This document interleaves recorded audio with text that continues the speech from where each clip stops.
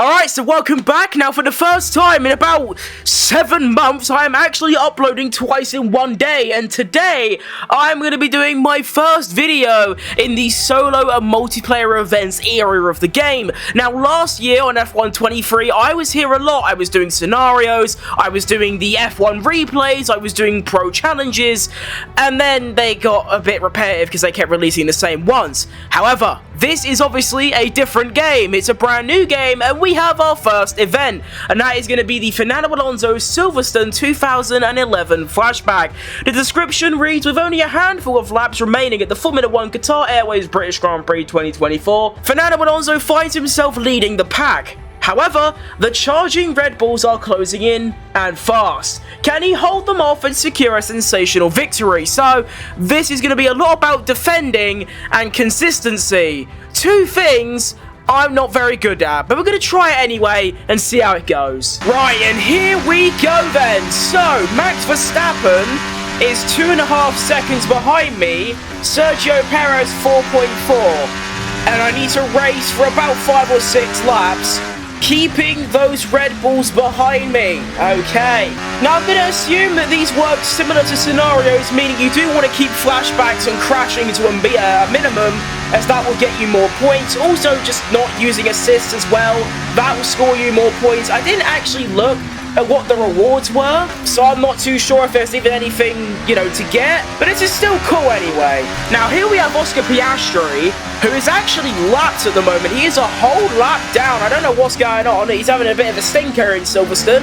Let's hope that doesn't happen in real life. I quite like Oscar, but he is sort of, in the way a little bit, to be fair.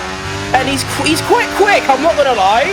We have a Haas ahead of us. If we could try and get in the DRS of the Haas, that would be quite big. And oh my, Max Verstappen has already closed that gap to 1.6.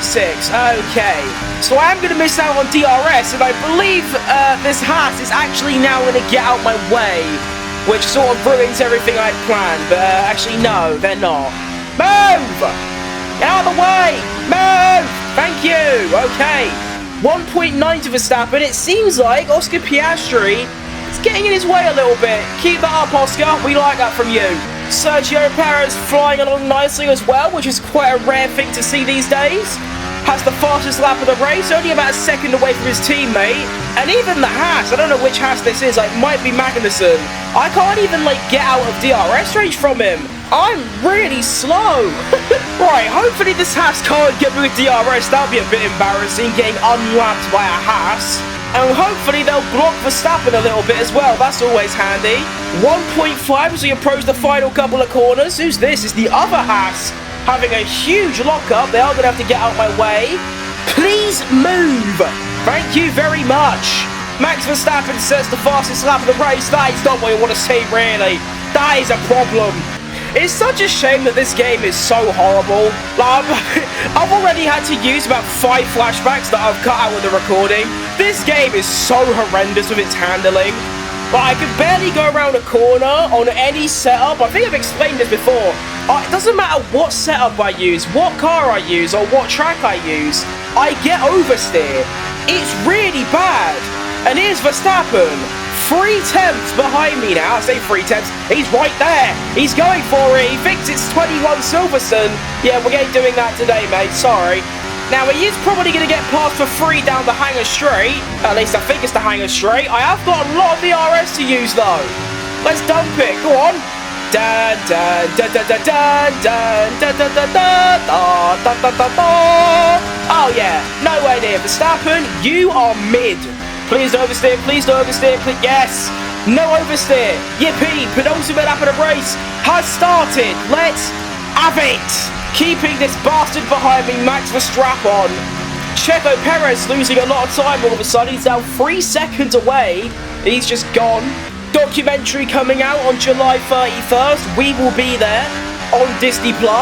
It's a shame he's, a bit of a crap driver, but we move. More DRS for Verstappen. It's still not going to be enough. I need to preserve this ERS I've got as much as I can. Whoa, there's a more oversteer. It's just oversteer. Will we get some more? No. What a surprise.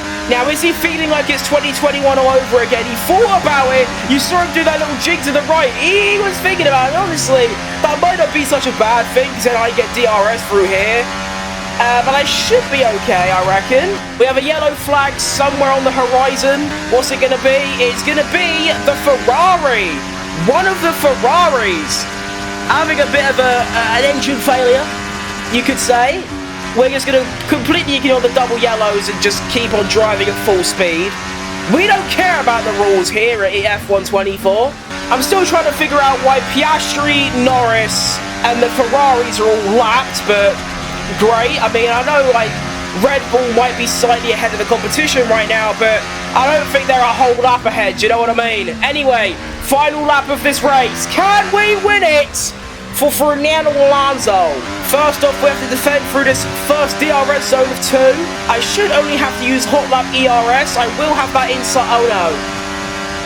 Verstappen is going to go for it. I've got the inside line, which now turns to the outside. He has got those soft tyres as well. It's very, very close. Ultimately, I don't have the grip. However, I do have the speed. All I need to do is stay roughly about 4 tenths to half a second behind him, and I should be able to get him with a DRS, but oh my, the dirty air is a problem.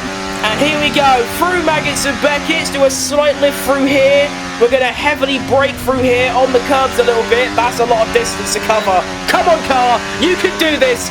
DRS plus ERS. Max Verstappen is recharging. Here we go! See you, Dutch bastard. No Dutch national anthem today.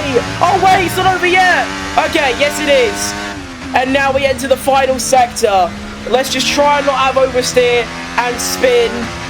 And that's exactly what we don't have. And there is the victory for Fernando Alonso. And there it is. A Bosch.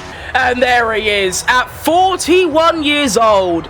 And after something like, 4,000 days, I think it is, Fernando Alonso stands on the top step of a podium. It's a crying shame that there's no national anthem that plays, because hearing the Spanish and English national anthems together is a joyous thing to hear. Unfortunately though, because Codemasters and EA just don't really add much to their games, that isn't going to happen. Still a good result all round though. I mean, imagine that in real life. Aston Martin winning a Grand Prix. Last year in 2023, that might not seem like the most impossible thing, because of course Aston Martin were the second fastest car, whereas now they're back markers. Somehow, I don't know how you manage that.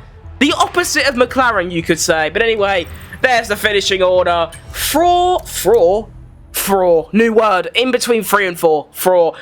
Max Verstappen, 4 tenths behind me. Sergio Perez, on the comeback, actually gained a second on the final lap to finish just 1.6 seconds away from me. And there you have it. That is the Fernando Alonso flashback weird thing that they're doing for this Aston Martin series. I'm not too sure what it is, but it's some new content, so I thought why not do a video of it, do you know what I mean? Anyway, that's going to be all from me today. I'll be back tomorrow for some more career mode stuff. I'll see you then. Bye-bye.